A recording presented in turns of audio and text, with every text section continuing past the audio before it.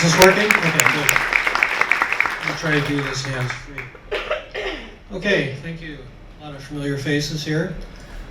Obviously, all lovers of the Elwha. We're curious about it. One quick question, everybody.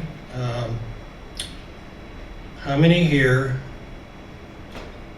were living here, say, between 2010 and 2014 that got to witness all this?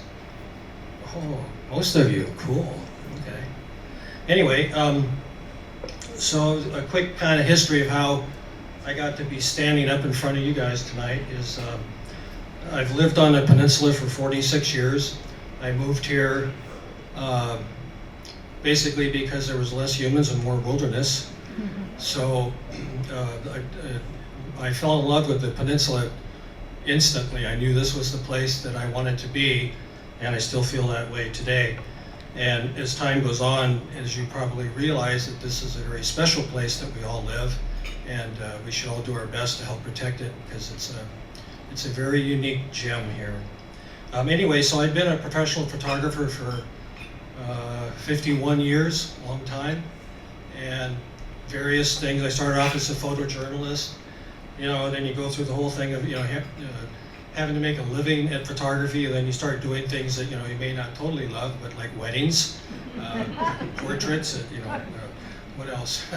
Senior portraits out of a trailer that we went from high school to high school, the whole thing. So I've done quite a bit. And then the reason I got into photography in the first place was because of my love of nature.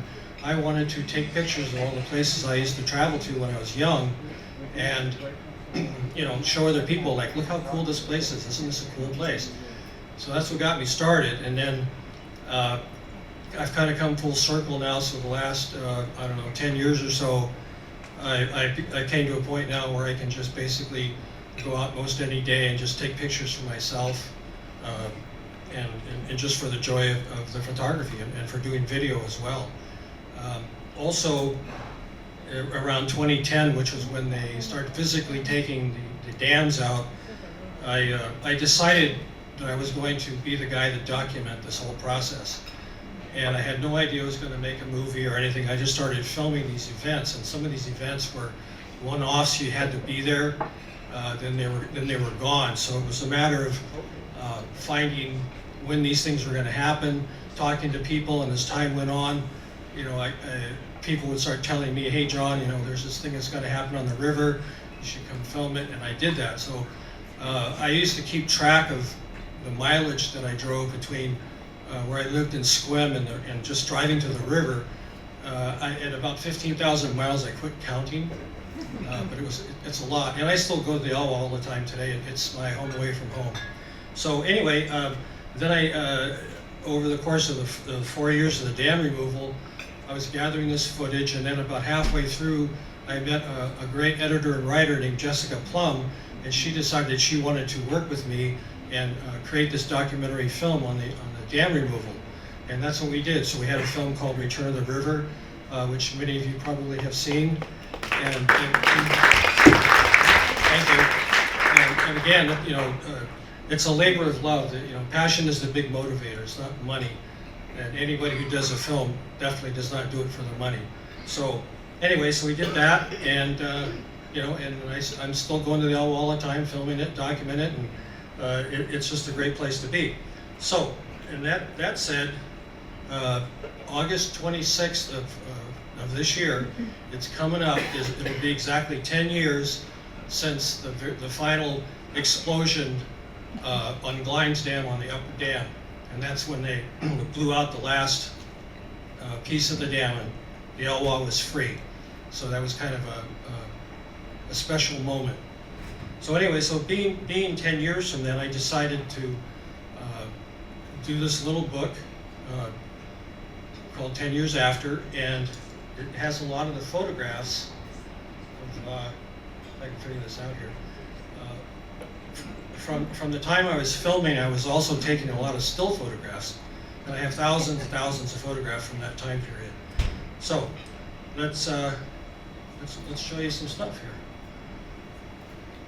This is more or less in chronological order. I didn't do it perfectly because it's a lot of work, but Anyway, so this, I'm going to kind of explain the image as we go along here. So this was the very beginning of dam removal. This is the upper dam, the Glines Canyon Dam. And they started originally floating a barge on the lakeside, and they started chipping away pieces of the dam. And this would have been, this was September of 2011. And this is a little later. You can see that they've chipped down a little bit more. You can see the barge there, and you can see how the lake is dropping.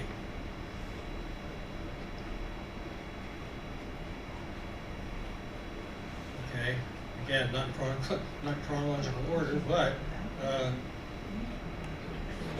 this is what Lake Mills used to look like before dam removal.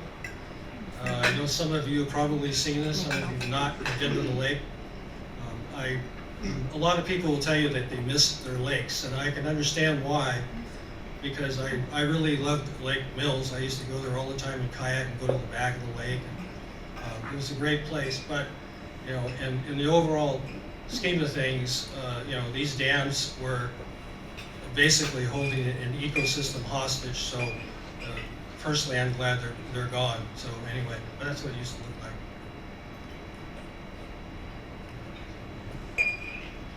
This is the back of Lake Mills before anything happened. You'll see, if you look in the upper left there, you see that's the delta. All the alders that you see growing there have come up because the sediment that comes down out of the river, that's the first place it landed, it settled there, so it created a delta of gravel, and then the alder trees grew up on top of that, and that's changed. I've seen maps of the lake when it was first formed in 1927, and in the back of the delta, there's a creek that comes in called Cat Creek, and there used to be a boat dock there. So at one point, before this delta filled in with sediment, people could take boats back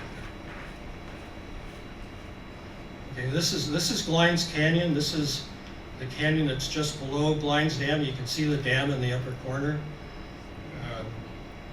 This place it was kind of like being in the lost world. It had a lot of moisture in there because the water from the spillway was constantly coming over the dam, and it was very misty, especially up at the bottom of the dam.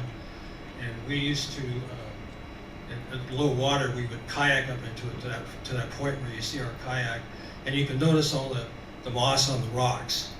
That place was very mossy, and if you go up there today, all that moss pretty much is gone. It's all dried up. And, anyway, so this is the Elwha Dam, the lower dam, before anything happened. This was built, I believe, in 1911. Somewhere in there, and this pool is that was the last or the farthest upstream that the salmon could get to. You'd see them in the pool of water, and that's as far as they could get, and they got blocked there for 100 years. They could not get past this point, but yet they still kept trying. And now, of course, that dam is gone. Okay, this is kind of like a fun shot. This is Lake Mills. This is where the old boat launch used to be, and we would take our boats and go to the back of the lake. It was very beautiful. This is in 2009. This is Glines Dam before anything happened to it. I don't have any photographs in this collection, but on the left side of that spillway on that wall of the dam, there was a guy who I actually met later, but I think it was in the 80s, maybe, I can't remember the date, but he actually he snuck up there, hung a rope from the top of that dam, and hung off the side of that, and painted on there, Elwha Be Free. I know some of you have probably seen the photograph. You know, quite the story. It took a lot of courage to do that. I wouldn't do it. Anyway. This is also a shot of Glines Dam, a misty day, the lights on.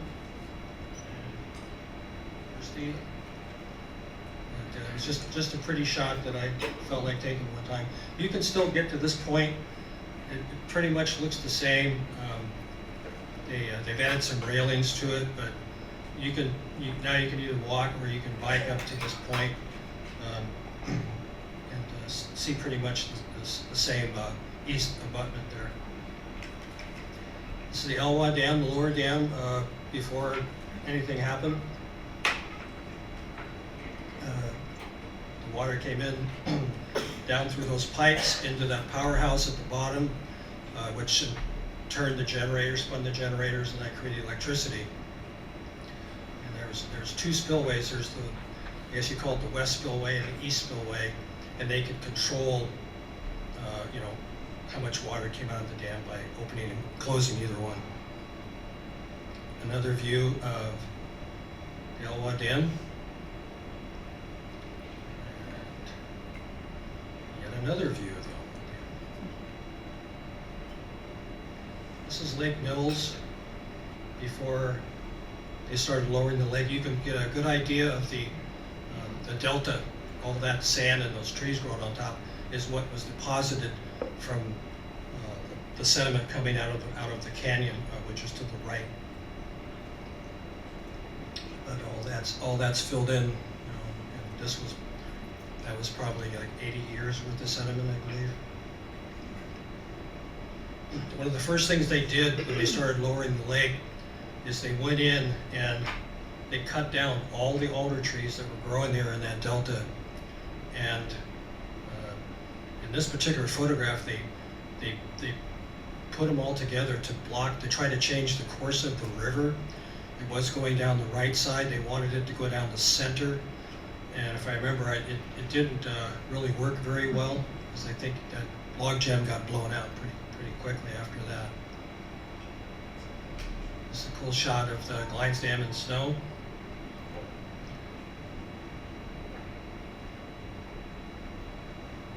This is the Lake Mills again from the air. You can see the shape. You see the dam in the lower part of the lake. And the Elwha Dam in snow. This is the very last time the Elwha Dam had snow on it, because after this was in February of 2011, and then after this it didn't snow there again, so this was the last snowfall when the dam was still intact. Okay, this is the official chipping, the very first chip out of the upper dam. You'll read about that the official dam removal started in September 17th, but in reality this was September 15th. They actually started in the upper dam, but we'll just call it September 17th. But yeah, that was the beginning of it right there. This is the powerhouse from Elwha Dam. It was still intact. It was a really cool old building that had beautiful windows in it, kind of stained glass windows. It was kind of like a work of art, actually. And that big tower you see there is the surge tower, which prevents water hammer, like when your pipes start banging in your house. Well, imagine that times like 100, so that's why that surge tower is there. This is some of the windows.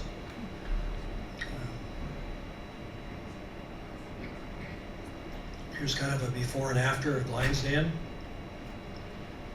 They still hadn't finished taking the dam completely out. You can still see a part of the dam structure in the lower photograph on the bottom. But I spent a lot of time walking up to that rock to get photographed from this place. Actually, for a few years, both dams were off limits to the public. But me and myself and a few other photographers, we'd always sneak in there anyway and get some photos, because otherwise there would be no photos.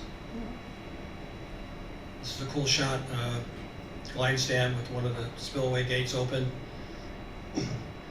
Like once in the winter, I think they had a log boom behind the dam to prevent all the logs that were coming down the lake from bumping up against the dam, and every once in a while they'd open that log boom up.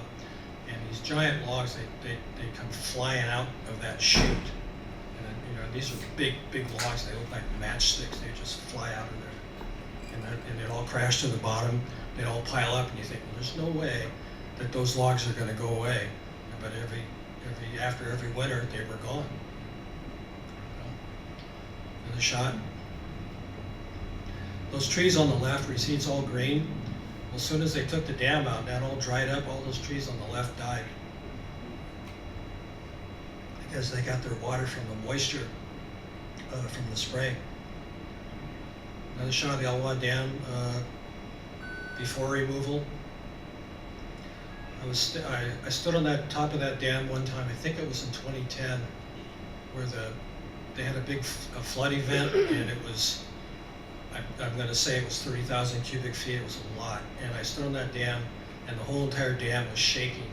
It had all those gates open, and didn't want to stay out there too long, but it held up.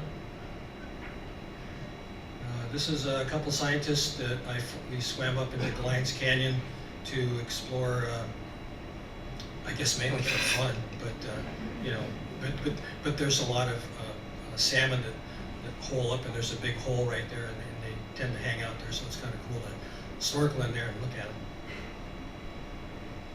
them. Okay, this is another shot of the upper dam. You can see how part of it's been chipped away already.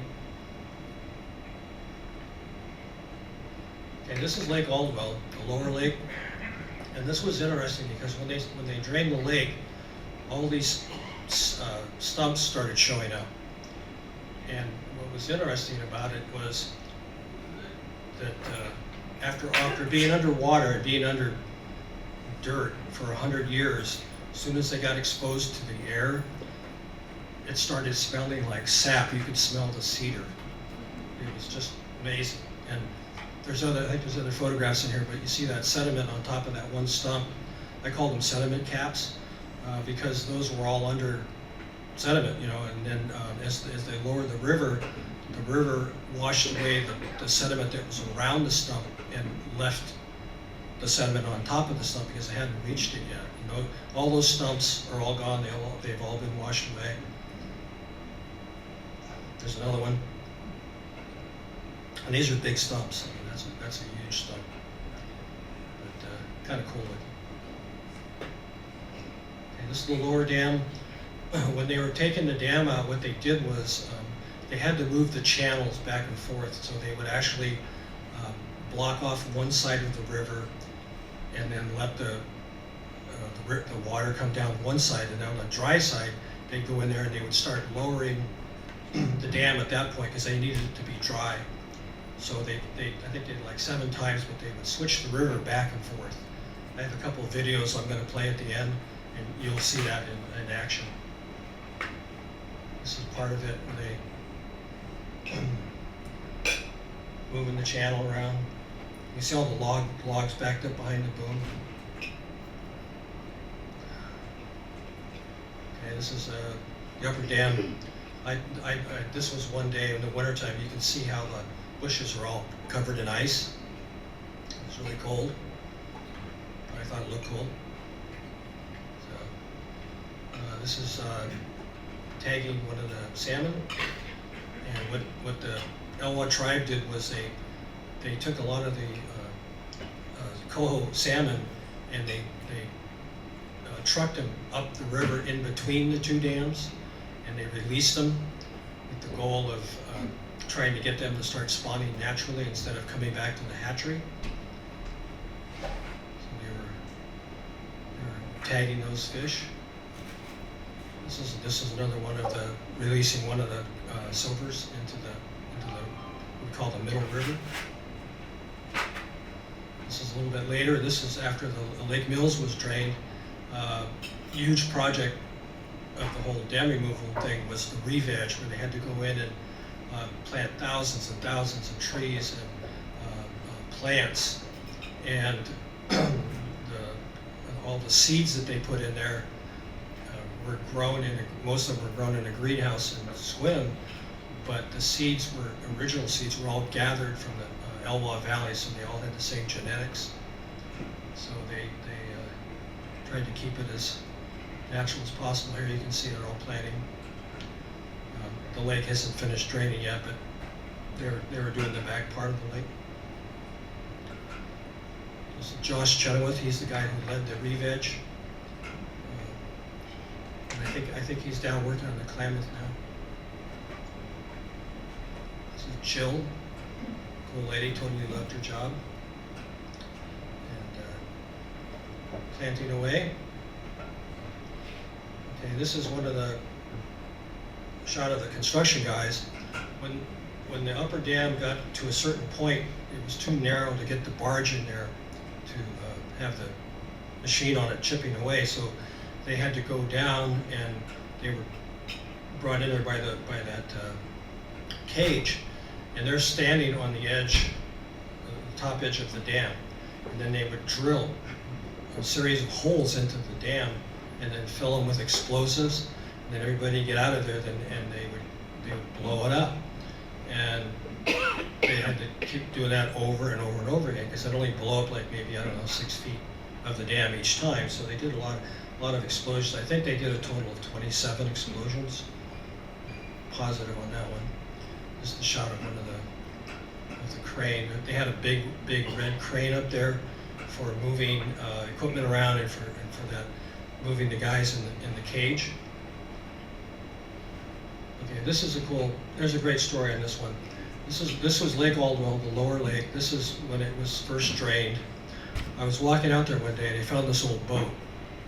And I thought, well, that's kind of cool. I wonder what the history of this boat is. So I took a few pictures and video, and I ended up doing a little, like I said, it was afterwards. So what happened was this guy had saw the photos, and he called me, and he goes, that's my boat. And I said, really? He goes, yeah, So he said, like in the 70s, he used to tie the boat up there at Lake Aldwell near the boat launch, and back then you didn't worry about anybody stealing your boat, so he just left it there. And one day he came back and his boat was gone. So he thought, well, God, did somebody steal my boat? Well, anyway, ended up, maybe somebody did borrow it, who knows? But anyway, so it ended up sinking in the lake. So he just said, okay, that's it for the boat. Well, then guess what? Here it is. So I met him out there, and he just told me this whole story about this boat, and he's walking around the boat explaining everything. It was pretty amazing. Lots of stuff. Okay, this is one of the stumps at Lake Aldwell. You can see how big it is. There was a lot of big stumps, and you're thinking, well, those things are going to be there for a while, but every single one of those big stumps is now gone. Just washed away. Some more.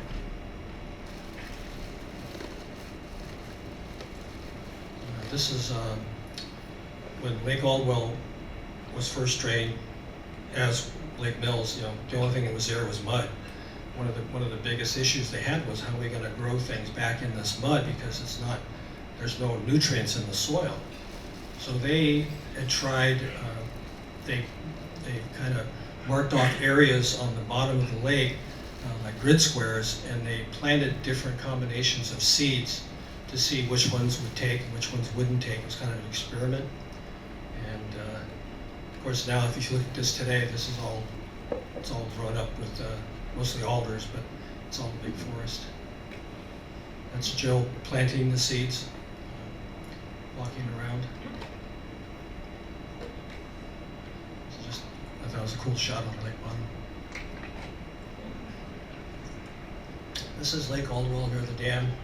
And this is an interesting story. That wagon wheel, I saw it one day laying there, and I'm thinking, well, was that thing on the bottom of this lake the whole time?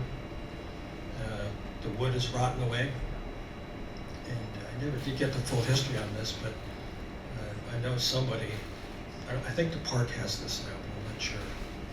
But, it's kind of interesting. I kept thinking, God, am I going to find like dead bodies or outboard motors, at the bottom of these lakes? But it never happened. I had to settle for a wheel.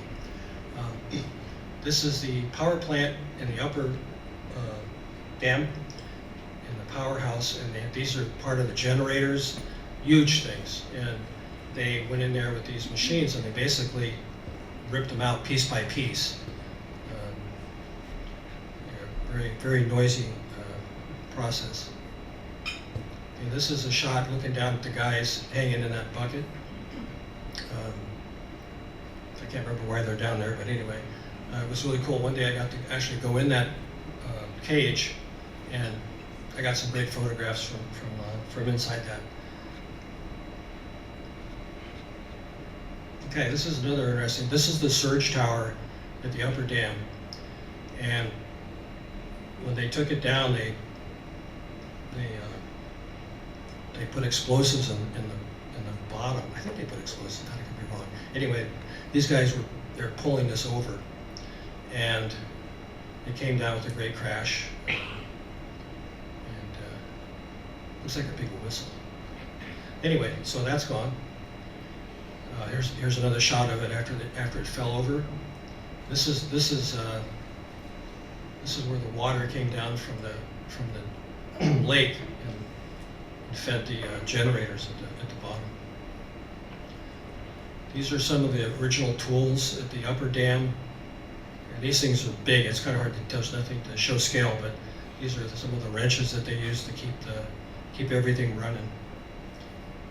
And those guys that worked on the dams, they did a great job. I mean, these dams and the powerhouses were their babies. They really took a lot of effort to keep them running 100%. This is one part of this is the upper dam powerhouse, part of the wiring. This is the pipes coming down from the lower dam to feed the generators. This is the old powerhouse at the lower dam. Very, very old machinery. Pretty cool. There's one of the generators from the lower dam.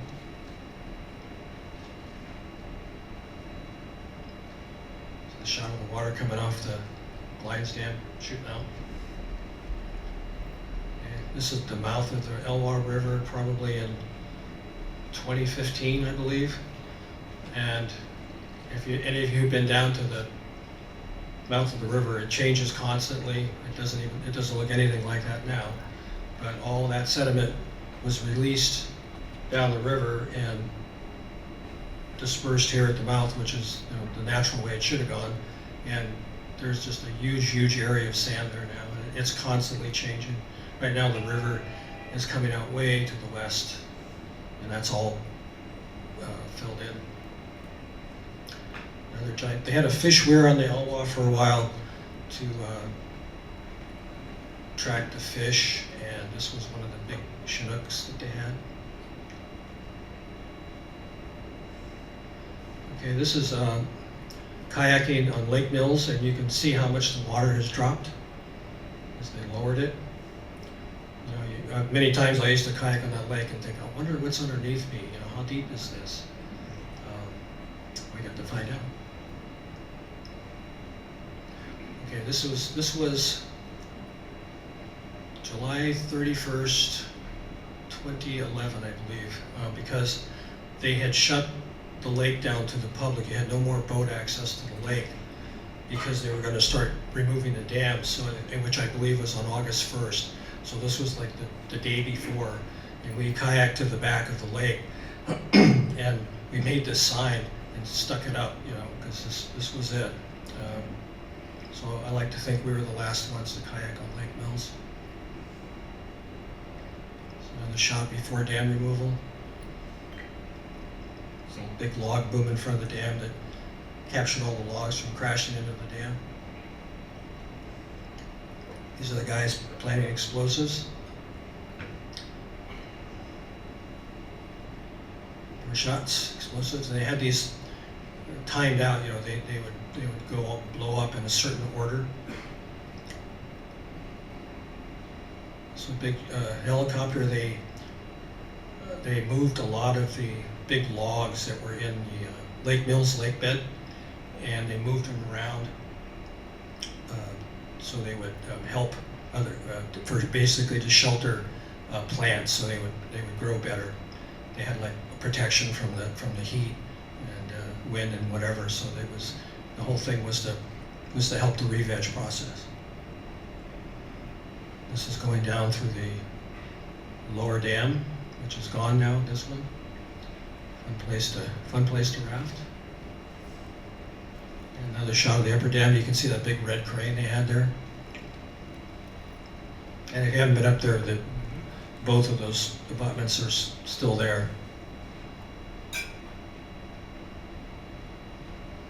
Okay, this is the beginning of Rika Canyon, which is the canyon that comes into what used to come into Lake Mills. And I've been back there for many years, but the water level used to be up where the base of that one rock is in the center with the moss on it. That was where the river level used to be before dam removal, and then once they lowered the lake, the river was able to start cutting down through all the sediment that had built up back there, and I'm sure now it looks completely different, but this was quite a number of years ago. This is some of the scientists, they built that little walkway there out of that grate because it was so muddy and slippery, otherwise it'd be hard to get down to the lake bed, so these guys are going down and doing their measurements and testing and all that good stuff. And that's all the forest now. Here's another shot of Glines Dam looking from the Lake Mills back to the dam. Looks a lot different now. This is some of the, I think the WCC crew, they were planting trees and they would lower them down that rope on that pulley. And there's trees, a bunch of trees in that bag. And they did a lot of work planting back there. So the shot. And this is the lower dam before anything was done to it. I always wondered if anybody ever kayaked through that. I'm sure it could be done. Could have been done. Another shot of the powerhouse from below.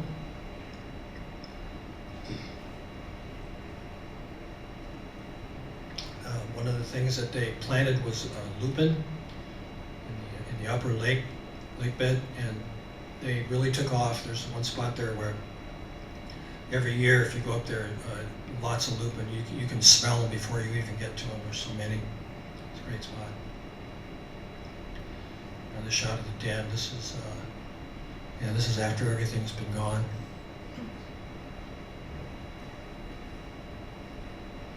Another shot of Glines Canyon. You can see already that it's starting to dry up, but there's no more moss on it.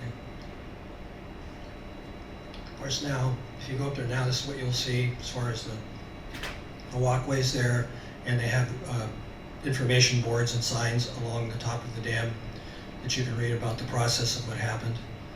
And good stuff. This is Glines Canyon when it was flooding. I can't remember how fast, how much water, but it's spectacular to see it come through that little narrow spot when it's flooding. It's really very, very loud. Okay, this is going back to the lower dam. This is when they're removing. Actually, this is the shot. This was when they first, or when they moved the channel for the final time to have the river flow naturally in its original course, which is what this was. And this was the day they took out the last bit of dirt, and the river started flowing through the dam site. This is the powerhouse at the upper dam, and they're chipping away. You go there now, you never know that was there. Part of the machinery from there. Another view looking up at the dam. Some power coming out from that spillway at the lower dam, a lot of water. Another shot. This is Lake Mills. It was still Lake Mills.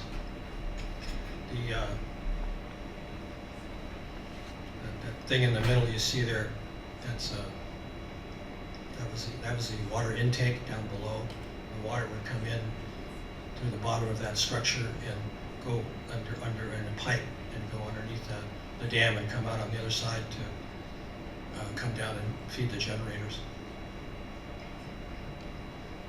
Okay, this is June 1st, 2011. This was the final day when they finally shut off all the power to both dams. And So it was kind of a big media event because everybody was there and taking pictures, and that was it. You can see here, this was their readout, 0, 0, 0.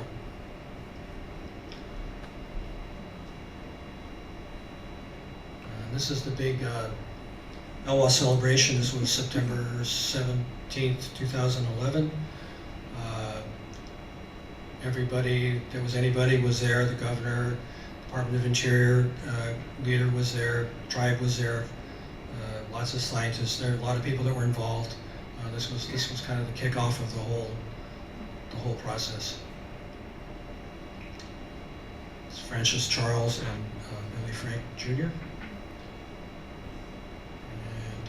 If you look back over behind the microphone, you see Tom Skerritt back there.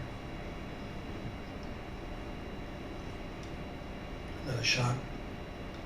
Getting down there. This was at near the tail end of blowing up the last part of Glines Dam. And shot the big crane. This is, you can tell how this is the lower dam. You can see how they moved the channel back and forth. So they've shifted the water on the right side. So they had the left side dry, so they would tear it out to a certain point, and then they would reverse it. So they went back and forth. Another shot of Glines Dam. As the water's going down, you can see the log boom. Again, people checking out the display. The water's going down. This is a sediment plume just offshore in the mouth of the river. During really big floods, a lot of sediment wash out, and from the air you could really see the dividing line. Or Reeve Edge, Lake Mills. It's Glines Canyon again. Just a little bit of part of the dam is left there on the left. Getting down. This is the lower dam. This was after the lake was down and no more water coming through those spillways. Okay, now this is cool. This is one of the stumps I talked about that had all the sap coming out of it. And yes, that can was really there. As far as I know, I think it'd been there the whole time. Okay, this was the final blast at Glines Dam. This was the river's now free moment. This was August 26, 2014, so we're almost there. And that's kind of how it's growing back now. On the alders, no more mud. This is the mouth of the river. Now, this was probably, I don't know, 4 or 5 months ago, May, whatever. But you can see now how the river has changed course and it's coming way out on the west end. And all that sediment you see there never existed before. It was just big cobble rocks. It was, you couldn't even hardly walk on it. But all that sand has come down, all the sediment, because the river can now transport that stuff. And this is the sunrise at the mouth of the river. That's it. Okay. There's more. I have 2 short videos that I made back when, that I'm going to hopefully get this to work.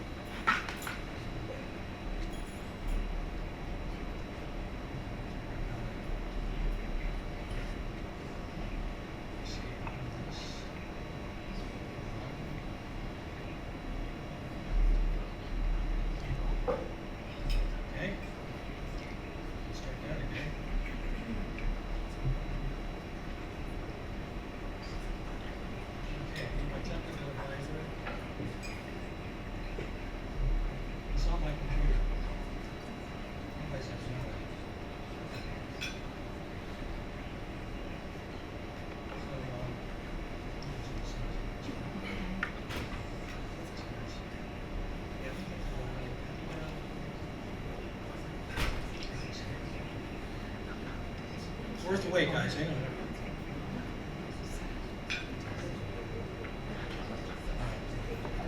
See, she did it. Okay. Okay. Now, here's 2 short videos. She's the one that actually did all this stuff. She did. I know. I just shut up. This is a short video on how they move the channel back and forth on the lower river. I hope we have sound.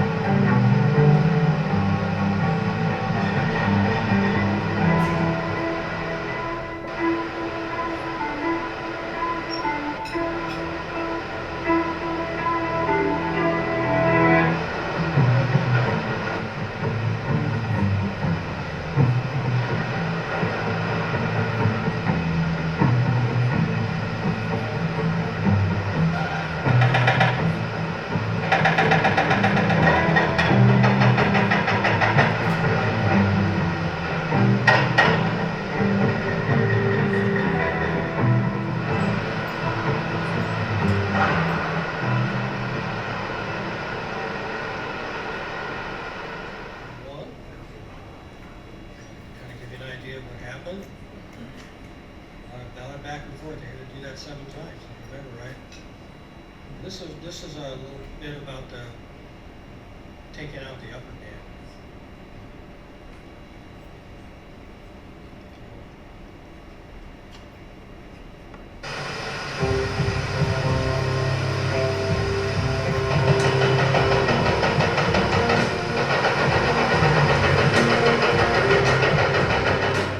It makes this project is fairly unique. I mean, we've taken out numerous other dams and rehabbed other dams, but this particular project is the most unique that we've done. Bottom of the reservoir is too shallow in that area for the barge to egress over, so they can't reach it with the hose. So this is the only solution was plastic. There's an awful lot of rebar in there, so they weren't short on iron when they built it. But be careful and be safe. You all want to go home tonight. Roger, Rusty. Are you clear? Clear.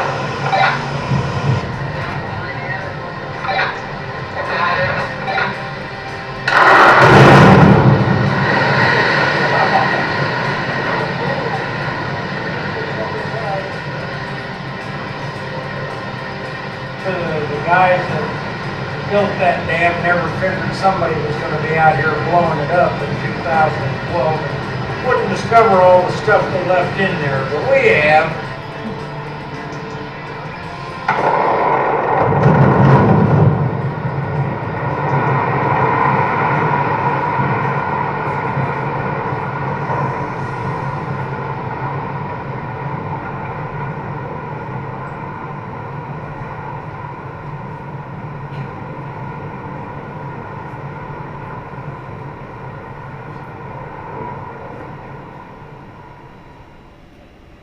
All right.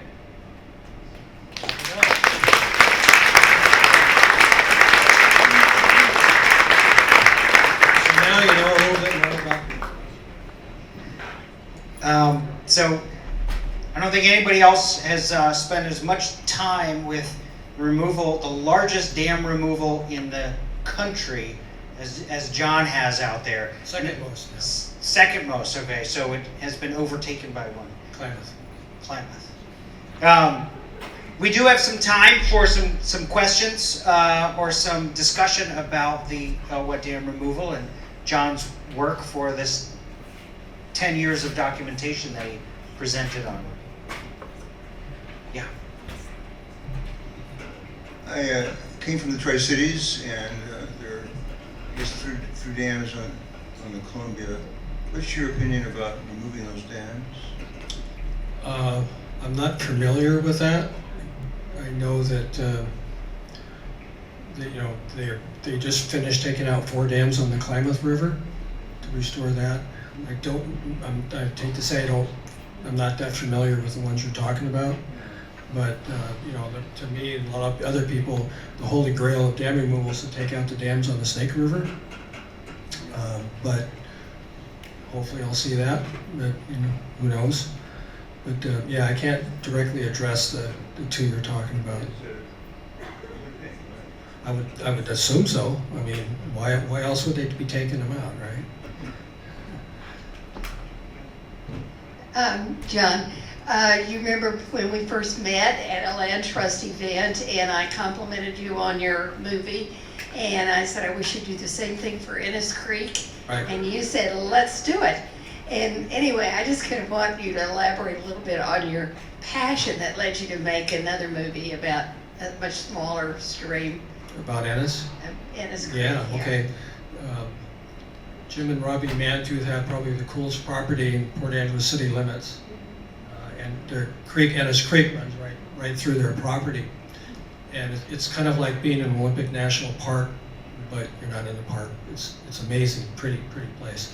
Anyway, they have strived so long to get Ennis Creek restored back to hopefully what it once was. There's a lot of work because the mouth of the Ennis Creek comes out where the Rainier Mill used to be, and there's a lot of work that has to be done down there. But anyway, the whole goal is to get Ennis Creek back. As she says, it's the last remaining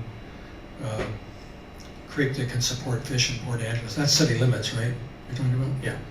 So anyway, so I said let's make a film, and it was fun, and hopefully it made a difference. We'll see. It's still, and all this stuff is ongoing. It's like it seems to drag on, and but people that have the passion to do something like this, the amount of energy that creates, it's like unstoppable. So all you can do is keep going.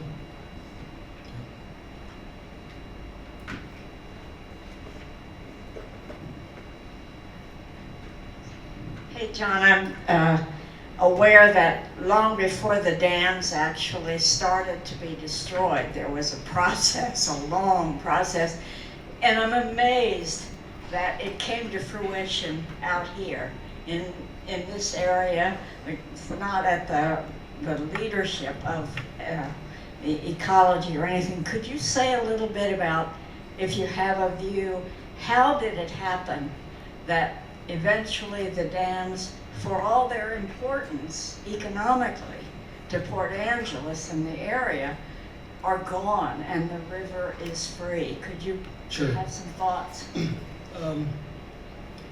The process to remove the dams has been going on for a long time. I can't remember the exact dates because I wasn't really tuned into it way back, but I believe it was four environmental groups and the Elwha tribe decided that they wanted these dams to come out because it was destroying the fish runs. So one of the things that they were able to do was there's a thing called FERC. It's a Federal Energy. I can't remember what the R stands for. Yeah, there you go. Yeah, too many syllables. But anyway, so the upper dam was coming up for relicensing because I think they're only good for 50 years, and it happened to be, I think it was 1975. And so the environmental people took that and said, hey, you know what, you can't build or keep these dams in a national park. So they used that licensing to try to stop the licensing process. It was that, and then that went on, and they finally passed the Elwha Act. I think it was in '92, which said we got to do something about this river, and then the whole political thing and getting the funding, and certain politicians were blocking getting the funding, and just you name it, back and forth, and I think about that whole process. Oh, and then also this, back then a lot of local people, for various reasons, they loved their dams and their lakes, even though they weren't, like I say, to me, they're holding an ecosystem hostage, for a little bit of electricity, which was easily replaced, which it still is today, from the Bonneville Power Administration. So, but anyway, so all this is going on, and then finally, it actually started to happen, and it was amazing. I think it was kind of like the stars all aligned for this to happen. And if this had to happen again today, I don't think it would fly. But it's just too much red tape, I would think. But it actually worked, so I think it was meant to happen. And as far as okay, it's been 10 years, and if you go out there now, you can see it's working. I mean, and one of the things that I always thought about is like, okay, yeah, it's working, and then people will say, well, where's all the fish, or whatever, and they are coming back. But the thing I always think about is that when people say, well, how come it's not happening now, or what's going on, is the fact that humans, they base all these the questions based on a human timeline. It's like, well, wait a minute, 5 years have gone by, 10 years have gone by, how come we don't have, millions of fish again? And because nature doesn't work on that timeline, right? It works on its own timeline, so I think it frustrates humans when it doesn't work on their timeline. So. Yes, Charles. So, John, we here are very much appreciate your documentation of this, but we are much more grateful for your passion. Well, thank you. For what has happened, Yeah. and thank you for this beautiful book. Yeah, again, how this all happened is, here, I'm having to make a living as a photographer.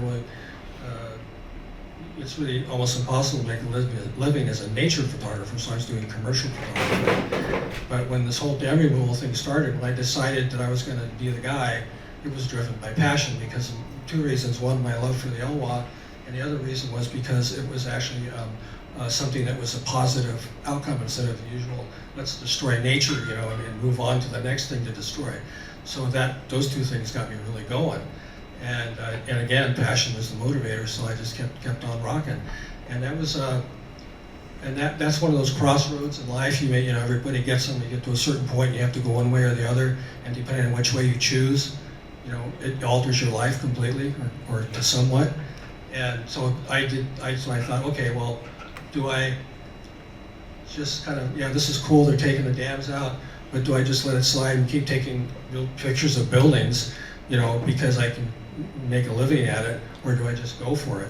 And I just pretty much dropped the whole commercial thing. Luckily I have low overhead people, but I just was able to just follow my heart. You follow your heart, it usually is the right way. So. John?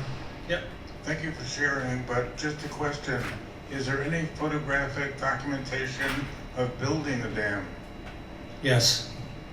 Yes, there's, when I was doing the film, I researched a lot of archives for just that, and I think like the University of Washington has a lot of that stuff.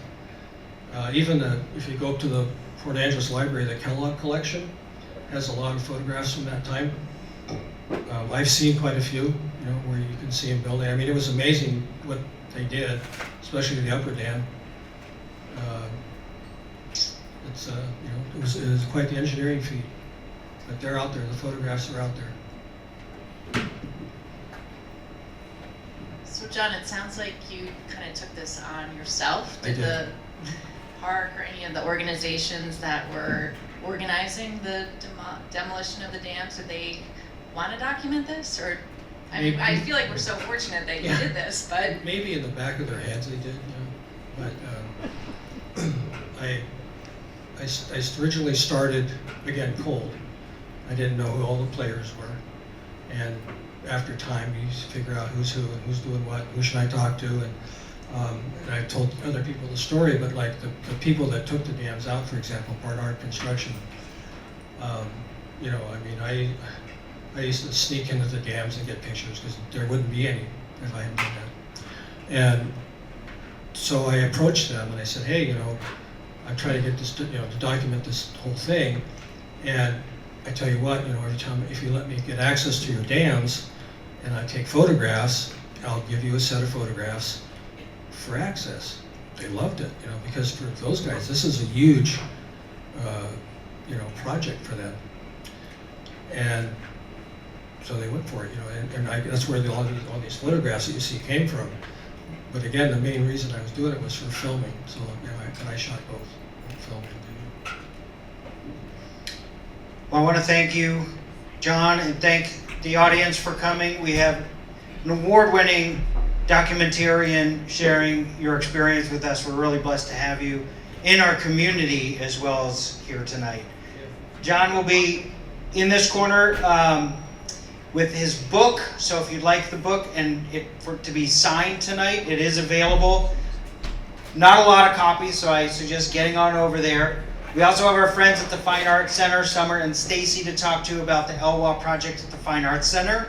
And the kitchen is closed, but we do have last call at the bar. So if you'd like to hit that and stay around, our mission is to create community by getting together, learning, and becoming stronger together. So it's a real pleasure to get all of you together tonight. I want to thank Robbie Mantooth for inspiring tonight's event and suggesting that John comes here. So thank you very much.